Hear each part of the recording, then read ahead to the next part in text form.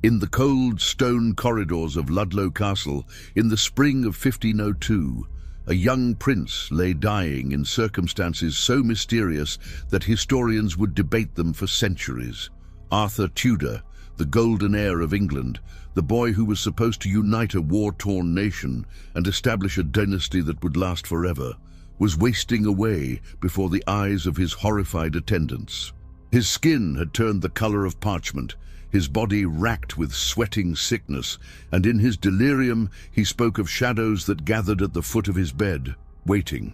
Within weeks he would be dead, and with him would die the future that England had so carefully constructed. This is the story of those final, terrifying days, and the chain of catastrophic events his death would unleash upon the world. Arthur Tudor was born on September 20th, 1486, at Winchester, the ancient capital of Saxon kings. His father, Henry VII, had chosen the location with meticulous care. Winchester was steeped in Arthurian legend, and by naming his son after the mythical king who had united Britain, Henry was making a bold statement about his own legitimacy and the future of his newly established Tudor dynasty. The child came into a world still bleeding from the Wars of the Roses, a brutal series of conflicts that had torn England apart for 30 years. Henry VII had won his throne on Bosworth Field just a year earlier, and his claim was tenuous at best. Arthur represented hope, the physical manifestation of peace between York and Lancaster, for his father was a Lancastrian and his mother, Elizabeth of York, represented the opposing house. From his very first breath, Arthur was not raised to be a child, but a king. His education began almost immediately under the supervision of the finest scholars in England. He was taught Latin, Greek, and French, the languages of diplomacy and learning. He studied theology with the Dean of Worcester, law with royal justices, and the art of war with seasoned military commanders. His tutors reported that he was an intelligent, serious boy, perhaps too serious for his age, with a pale complexion and a delicate constitution that worried his physicians. Unlike his boisterous younger brother Henry, Arthur was quiet, studious, and dutiful. He understood from the earliest age that his life was not his own, that every moment was preparation for the crown he would one day wear. The weight of expectation sat heavily on his narrow shoulders, and those who knew him said there was something sad in his eyes, as though he already knew his fate. At the age of 2, Arthur was betrothed to Catherine of Aragon, the daughter of Ferdinand and Isabella of Spain, the most powerful monarchs in Europe. The marriage negotiations took years, with both sides haggling over dowries and political concessions. For Henry VII, the match was a diplomatic triumph that would ally England with Spain against their common enemy, France. For Catherine, it meant leaving everything she knew to travel to a cold foreign land and marry a boy she had never met. She arrived in England in October 1501 after a harrowing sea voyage that nearly killed her. Arthur met her formally for the first time on November 4th, and contemporary accounts suggest he was taken with her beauty and grace. She was 16, he was 15, and on November 14, 1501, they were married in a spectacular ceremony at St. Paul's Cathedral in London. The entire kingdom celebrated with tournaments, feasts, and pageants that lasted for weeks. After the wedding festivities concluded, the young couple was sent to Ludlow Castle on the Welsh border, where Arthur held the title of Prince of Wales. The castle, perched on a hill overlooking the River Thames, was a formidable fortress, but also a cold and draughty residence, especially in winter. Arthur and Catherine established their household there, attended by a retinue of servants, guards, and advisors. The question of whether their marriage was consummated would later become one of the most consequential debates in English history. But at the time, it seemed like the beginning of a long and prosperous partnership. Arthur threw himself into his duties as Prince of Wales, hearing legal cases, managing his estates, and learning the practical aspects of governance. Catherine, meanwhile, struggled with the language and the weather, writing letters home to Spain, describing her loneliness and the perpetual dampness that seemed to seep into her bones. By late March 1502, something was terribly wrong. Arthur began complaining of feeling unwell, experiencing fever, headaches, and a profound exhaustion that left him unable to rise from his bed. The illness struck suddenly and with devastating force. Within days, Catherine also fell ill, though her symptoms were less severe. The castle's physicians were summoned, but they could do little more than bleed the prince and prescribe herbal remedies that had no effect. The disease that gripped Arthur has never been definitively identified, but contemporary accounts describe symptoms consistent with the sweating sickness, a mysterious plague that had swept through England periodically since 1485. This disease was particularly terrifying because it struck without warning and killed with extraordinary speed, sometimes within hours of the first symptoms appearing. Victims suffered from intense fever, sweating so profuse they would soak through multiple layers of clothing and bedding, and a weakness so complete they could barely speak. As Arthur's condition deteriorated, the atmosphere in Ludlow Castle became one of barely controlled panic. Messengers were dispatched to London to inform the king and queen, but the roads were poor and the journey took days. The prince's attendants could only watch helplessly as he grew weaker. His skin took on a ghastly pallor, stretched tight over his bones as he lost weight at an alarming rate. He complained of terrible thirst, but could keep down neither food nor drink. His fever burned so hot that servants constantly replaced the cloths on his forehead, and yet he would suddenly be seized by chills that left him shaking violently beneath piles of blankets. What was most disturbing to those who attended him were the moments when the fever made him delirious. In these episodes, Arthur would cry out, his eyes wide with terror, speaking of figures he claimed were in the room with him, shadows that no one else could see. The prince's final days were marked by a gradual fading, a slow extinguishing of the light that his parents had hoped would illuminate England's future. His confessor was summoned repeatedly as Arthur, in his lucid moments, seemed acutely aware that he was dying. He made his confession, received the last rites of the church, and in his final conscious hours, he allegedly spoke to his closest attendants about the uncertainty of life and the importance of serving God and the kingdom. On April 2nd, 1502, just 5 months after his wedding, Arthur Tudor died. He was 15 years old. Catherine, who had recovered from her own illness, was kept in her chambers and not allowed to see him in his final moments. The official cause of death was recorded simply as consumption, a vague term that could mean almost anything. His body was embalmed, dressed in his finest clothes, and laid in state while preparations were made for the funeral. The news of Arthur's death reached London on April 5th, carried by a messenger who rode through the night. When King Henry VII was informed, he reportedly broke down completely, weeping uncontrollably before sending for his wife. Queen Elizabeth of York, who was pregnant at the time, tried to comfort her husband, reminding him that they were both young and could have more children. But the grief was overwhelming. The king retreated into his chambers and refused to see anyone for days. The entire court went into deep mourning, with black cloth draped over every surface, and all celebrations immediately cancelled. The implications of Arthur's death were catastrophic. The Tudor dynasty had staked everything on this boy, the symbol of their legitimacy and the future of their house. Now that future had been ripped away in a matter of weeks, leaving only uncertainty and fear in its wake. Arthur's body was transported from Ludlow to Worcester for burial, a journey that took several days. The funeral procession was enormous, with hundreds of mourners following the coffin. The roads were lined with people who had come to pay their respects to the prince they would never see crowned. On April 25th, Arthur was interred in Worcester Cathedral in the choir near the high altar. His tomb was later marked with a magnificent chantry chapel, a delicate structure of carved stone and stained glass that still stands today.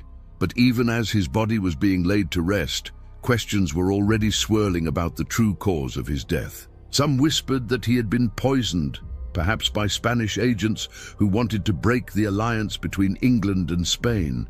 Others suggested that the marriage to Catherine had somehow cursed him, that God was punishing him for some unknown sin. Still others believed it was simply the sweating sickness, an act of God that no human could have prevented. The mystery of Arthur's death deepens when we examine the broader context of the sweating sickness that plagued England during this period. The disease first appeared in 1485, the same year Henry VII won the throne, and contemporaries noted this timing with superstitious dread. It seemed to target the young and healthy rather than the old and infirm, which was unusual for diseases of the era. Victims would be fine in the morning and dead by nightfall, their bodies consumed by fever and dehydration. The physicians of the time had no understanding of infectious disease or epidemiology, so they attributed the sickness to miasmas, bad air, or divine punishment. Modern historians and medical experts have speculated that it might have been a hantavirus, similar to diseases that still affect rodent-dense areas, or perhaps a particularly virulent strain of influenza. But without Arthur's remains available for testing, and without detailed medical records, we can only guess. What made Arthur's death even more suspicious to contemporary observers was the timing and the political consequences. Henry VII had spent years negotiating the Spanish marriage, and it had cost him enormous sums of money in dowries and expenses. With Arthur dead, the entire alliance was in jeopardy. Catherine of Aragon was a widow, her dowry was in limbo, and her future was uncertain. If she returned to Spain, Henry would lose both the political alliance and the money he had already paid. The solution eventually would be to have Catherine marry Arthur's younger brother Henry, but this required a papal dispensation because the church generally forbade a man from marrying his brother's widow. The question of whether Arthur and Catherine had consummated their marriage became crucial, because if they had, the marriage to Henry would be incestuous in the eyes of the church. Catherine always maintained that her marriage to Arthur had never been consummated, that they had been too young and Arthur too ill. Arthur's attendants, however, told a different story. One of the most disturbing pieces of testimony comes from Arthur's chamberlain, Sir Anthony Willoughby, who claimed that on the morning after the wedding night, Arthur had emerged from the bedchamber and called for ale, saying, "I have been this night in the midst of Spain, which is a hot region, and that journey maketh me so dry." This crude boast was taken as evidence that the marriage had been consummated, though others dismissed it as the bravado of a nervous teenage boy trying to appear more manly than he felt. The truth died with Arthur, but the question would haunt Catherine for the rest of her life. When Henry VIII eventually decided he wanted to divorce her, he used this very issue as his justification, claiming that their marriage was invalid because she had been his brother's wife. The resulting conflict with Rome would lead to England's break with the Catholic Church and the establishment of the Church of England, one of the most consequential religious upheavals in European history. In the immediate aftermath of Arthur's death, Catherine's situation was desperate. She was a widow in a foreign land, speaking limited English, with no clear status or income. Henry VII kept her in England, unwilling to return her dowry to Spain, but also unwilling to commit to the marriage with his younger son, Henry. Catherine spent the next 7 years living in near poverty, her household reduced, her servants unpaid, writing increasingly desperate letters to her father Ferdinand, begging him to intervene. She was essentially a hostage, caught between two kingdoms that were using her as a bargaining chip. During these years, she lived in various residences, often Durham House in London, which was damp and poorly maintained. Her health suffered, and she became thin and anxious, a shadow of the confident princess who had arrived in England with such high hopes. The psychological impact of Arthur's death on his family cannot be overstated. Queen Elizabeth of York, who had tried to comfort her husband, never fully recovered from the loss. She became pregnant again, perhaps attempting to provide another male heir, but the pregnancy was difficult. In February 1503, just 10 months after Arthur's death, she gave birth to a daughter who died almost immediately. Elizabeth herself died 9 days later, on her 37th birthday, probably from postpartum infection. Henry VII was devastated, having lost both his eldest son and his beloved wife within a year. He became increasingly paranoid and miserly, obsessed with money and security, seeing threats everywhere. The joyous, hopeful beginning of the Tudor dynasty had turned into a nightmare of death and uncertainty. The king's remaining son, Henry, was now the heir, but he was only 10 years old and had not been raised or educated to be king. Young Henry, the boy who would become Henry VIII, was suddenly thrust into a role he had never expected to play. As a second son, he had been destined for the church, educated in theology and the arts rather than statecraft and military strategy. Now, he had to learn everything Arthur had spent a lifetime preparing for, and he had to do it quickly. The transition changed him profoundly. Where Arthur had been studious and serious, Henry became boisterous and athletic, perhaps compensating for the brother he could never replace. He threw himself into physical pursuits, jousting, hunting, wrestling, as though trying to prove his vitality and strength. But beneath the swagger, there was insecurity. He lived in Arthur's shadow, always compared to the brother who had been perfect, who had died before he could disappoint anyone. The servants and attendants who had been present during Arthur's final days carried the trauma of what they had witnessed for the rest of their lives. Several of them gave testimony years later during the annulment proceedings between Henry VIII and Catherine of Aragon, and their accounts are chilling in their detail. They described a prince who had wasted away to almost nothing, whose skin had become translucent, through which you could see the veins and bones beneath. They spoke of his terrible thirst, how he would beg for water but could not swallow it, how it would run down his chin and soak his nightshirt. They remembered the smell of sickness that filled his chamber, a sweet, rotting odor that no amount of herbs or perfumes could mask. Most haunting were the descriptions of his delirium, how he would reach out toward empty corners of the room and speak to people who were not there, calling out names no one recognized.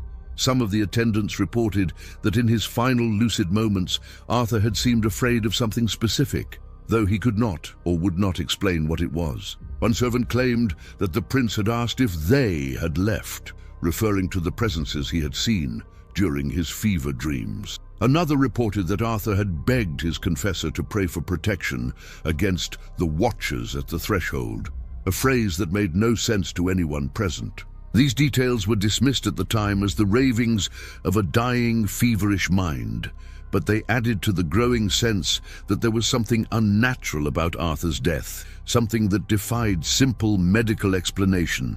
In an age that still believed in witchcraft, curses, and demonic possession, such accounts were taken seriously by many people, even if the official church and state records made no mention of anything supernatural. The political conspiracy theories surrounding Arthur's death began almost immediately and have never entirely disappeared. The Spanish alliance was controversial in England, with many nobles and advisors believing that Henry VII had sold out England's interests for foreign gold. Some of these factions had reasons to want the marriage to fail, and poison was a common tool of political murder in the Renaissance. Arsenic in particular was easy to obtain and could be administered in small doses over time, creating symptoms that looked like natural illness. The fact that Catherine also fell ill but recovered was seen by some as evidence that she had been poisoned along with Arthur, perhaps inadvertently, or perhaps to make it look less like an assassination. Others pointed to the speed of Arthur's decline and the failure of any treatments as evidence of something more sinister than natural disease. However, the more prosaic explanation is probably the correct one. The sweating sickness was a genuine epidemic that killed thousands of people across England during this period. It showed no mercy to rank or privilege. Nobles and peasants died alike. Arthur's youth and the stress of his new responsibilities may have left him particularly vulnerable. The conditions at Ludlow Castle, with its cold stone walls and poor sanitation by modern standards, would have been ideal for the spread of infectious disease. The sharing of drinking vessels, the close quarters of the household, and the lack of understanding about hygiene all contributed to the rapid transmission of illness. Catherine's recovery, rather than being evidence of poisoning, probably just reflects the random nature of disease. Some people survive infections that kill others, based on factors we still don't fully understand even today. What we can say with certainty is that Arthur's death changed the course of world history in ways that no one at the time could have predicted. If he had lived, he would have become King Arthur the First of England, ruling with Catherine of Aragon at his side. Their children would have inherited both the English and Spanish thrones, creating a superpower that would have dominated European politics for generations. There would have been no Henry VIII, no break with Rome, no dissolution of the monasteries, no English Reformation. The religious and political map of Europe would look entirely different. England might have remained Catholic, Scotland might never have united with England, and the English colonies in America might have developed along entirely different lines. Every subsequent event in British and world history was altered because a 15-year-old boy fell sick in a Welsh castle one cold spring and never recovered. The tomb of Arthur Tudor in Worcester Cathedral stands as a silent monument to all the might-have-beens of history. The Chantry Chapel, with its delicate stonework and stained glass, was built to honor a prince who never became king, whose promise was cut short before it could be fulfilled. Visitors today can still see the place where his body lies, surrounded by the symbols of royalty he never had the chance to wield. The Latin inscription on his tomb speaks of his virtues and the hope he represented, but it cannot capture the personal tragedy of a young man who died before he could truly live, or the cosmic shift his death created in the trajectory of nations. In the shadows of that chapel, you can almost feel the weight of alternate histories, the ghost of what England might have been if Arthur had survived those terrifying final days in Ludlow Castle. The psychological impact on Catherine of Aragon shaped the rest of her life, and by extension, the history of England. She had been a widow at 16 after barely 5 months of marriage to a boy she hardly knew. The trauma of watching Arthur die, of her own illness, and of the years of uncertainty that followed left deep scars. When she finally married Henry VIII in 1509, 7 years after Arthur's death, she clung to the marriage with desperate determination. She endured multiple miscarriages and stillbirths, producing only one surviving child, Princess Mary. When Henry began his campaign to annul their marriage in the 1520s, Catherine fought with every weapon at her disposal, insisting that her marriage to Arthur had never been consummated, and therefore her marriage to Henry was valid in the eyes of God. Her refusal to accept the annulment and her absolute conviction of her own righteousness turned what might have been a quiet divorce into an international crisis that shook the foundations of European Christianity. Henry VIII's obsession with producing a male heir can be directly traced to his brother's death. He had seen how fragile dynasties were, how quickly a kingdom could be thrown into chaos by the death of a single person. Arthur's demise had nearly destroyed the Tudor claim to the throne, and only fortune had provided another male heir in the form of Henry himself. He was determined that England would never again face such uncertainty. This obsession drove his 6 marriages, his break with Rome, and many of the most brutal acts of his reign. The execution of Anne Boleyn, the dissolution of the monasteries, the brutal suppression of the Pilgrimage of Grace, all of these can be traced back to Henry's desperate need to secure the succession, a need born from watching his older brother die and seeing his father's world collapse in grief and fear. The physicians who attended Arthur in his final days were haunted by their failure to save him. In an era when doctors were expected to cure their patients, or at least provide comfort, the swift and unstoppable progression of Arthur's illness was a humiliating defeat. They had tried everything in their limited arsenal: bleeding, purging, herbal poultices, prayers, and astrological calculations, and nothing had worked.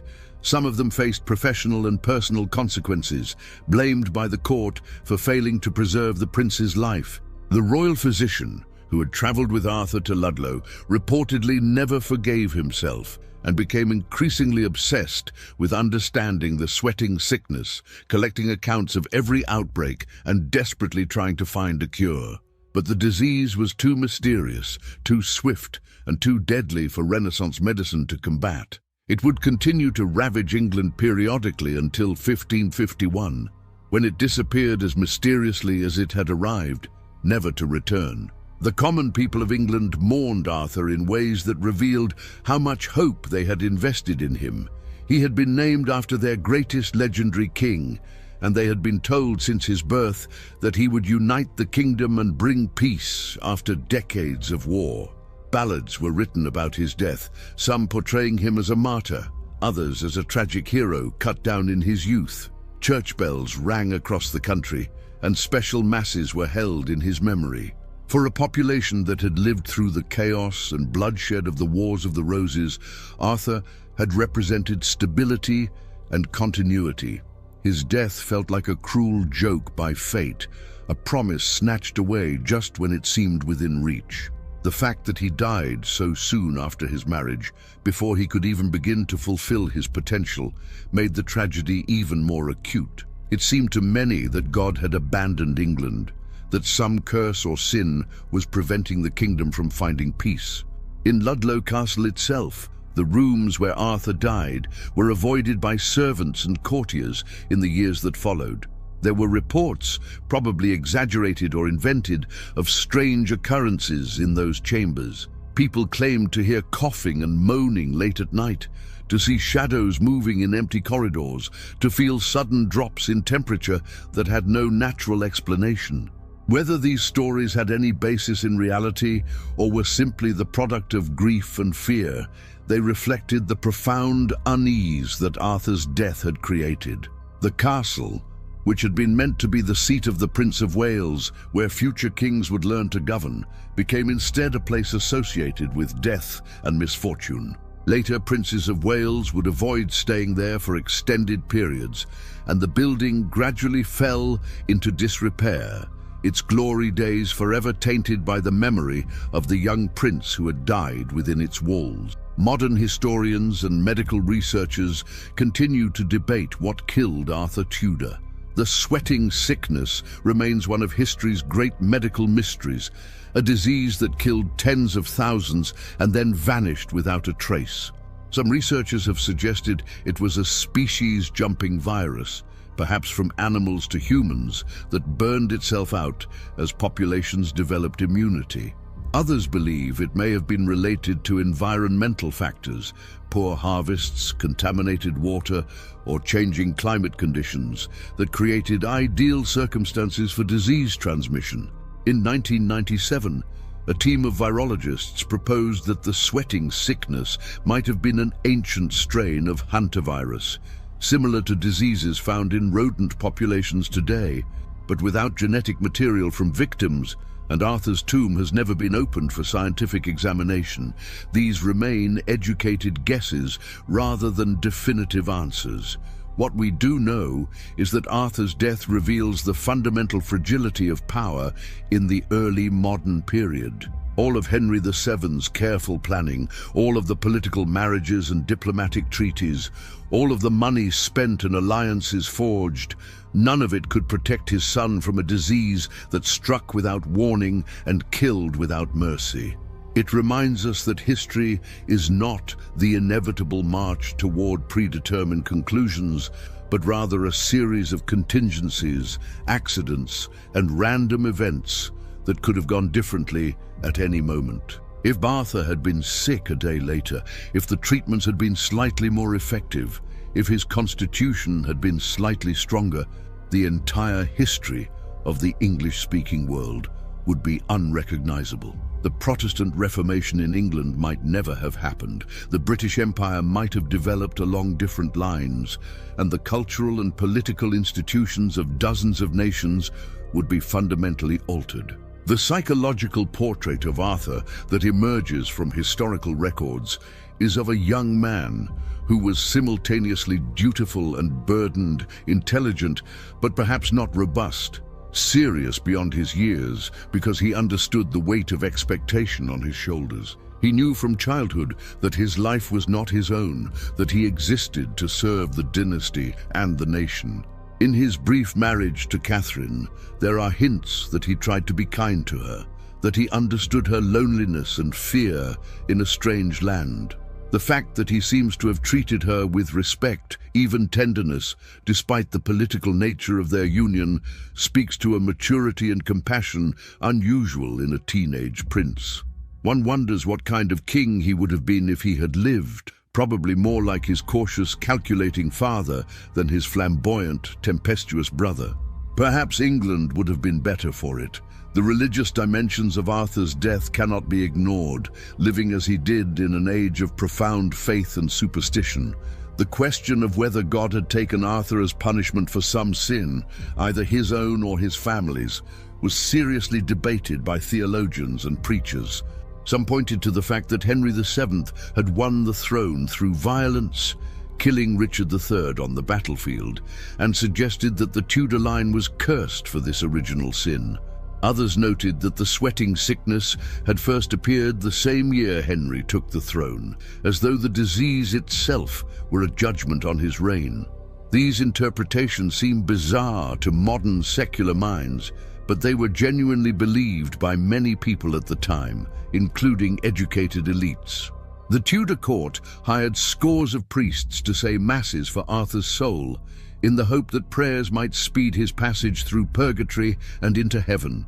Henry VII became increasingly devout after his son's death, spending enormous sums on religious foundations and pilgrimages, perhaps hoping to atone for whatever offense had provoked divine wrath. Catherine of Aragon's own religious intensity can be partially understood through the lens of Arthur's death. She had survived the disease that killed her husband, and she may have believed that God had spared her for a purpose. Throughout her life, she maintained an almost obsessive devotion to religious observance, spending hours in prayer, wearing a hair shirt under her royal robes, and fasting to the point of damaging her health. When Henry VIII sought to divorce her, her resistance was not merely political but theological. She genuinely believed that God had joined them in holy matrimony, and that no earthly power could dissolve that bond. Her years of suffering as Arthur's widow, followed by her years as Henry's queen, and finally her years in exile fighting for her daughter's rights, all reflected a woman who had been forged in the crucible of tragedy and emerged with an unshakable conviction in her own righteousness and divine purpose. The broader impact of Arthur's death on the Tudor family's psychology should not be underestimated. Mary Tudor, Arthur's younger sister who would later become Queen of France, grew up in the shadow of her brother's death. She understood that royal children were expendable pieces in diplomatic games, their lives subject to political necessity rather than personal desire. When her father forced her to marry the elderly King Louis XV of France, she accepted her duty, but extracted a promise that if Louis died, she could choose her own second husband. This assertiveness, unusual for a royal woman of her era, may have been born from watching her brother die, serving the family's political interests, and deciding that she would seize whatever happiness she could. Similarly, Henry VIII's daughter, Mary I, Catherine's only surviving child, would grow up haunted by her parents' bitter divorce and her mother's suffering, developing the religious fanaticism that would earn her the nickname Bloody Mary. The curse of the Tudor line, their constant struggle to produce surviving male heirs, began with Arthur's death and would plague the family for generations. Arthur died without children. Henry VIII had multiple wives and many pregnancies, but only 3 surviving children, only one of whom was male, and Edward VI died at 15, eerily close to Arthur's age at death. This pattern of infant mortality, stillbirths, and premature deaths haunted the Tudors to their end. Modern historians have speculated about various medical explanations, genetic disorders, blood type incompatibilities, or infections, but to the Tudors themselves, it must have seemed like a curse, as though Arthur's death had doomed the entire family to tragedy. Elizabeth I, Henry's daughter with Anne Boleyn, would never marry or have children, ending the Tudor line with her death in 1603. The dynasty that had begun with such hope in 1485 lasted only 118 years, and much of its history was consumed by the desperate struggle to secure the succession, a struggle that began when Arthur died in Ludlow Castle. For those who visit Worcester Cathedral today and stand before Arthur's tomb, there is an overwhelming sense of melancholy and lost possibility. The Chantry Chapel is beautiful, but it is also a monument to failure, the failure of medicine, of politics, of human plans and ambitions. Arthur lies there still, his body dust after more than 5 centuries, while the world he was meant to rule went on without him, transformed by his absence in ways no one could have foreseen. His death reminds us that history is shaped as much by what does not happen as by what does, that the roads not taken are as important as those we travel. In the flickering candlelight of that chapel, surrounded by the carved stone faces of angels and saints, it is possible to imagine the ghost of a 15-year-old boy, forever young, forever lost, watching over the kingdom he never had the chance to govern, a silent witness to the chaos his death unleashed.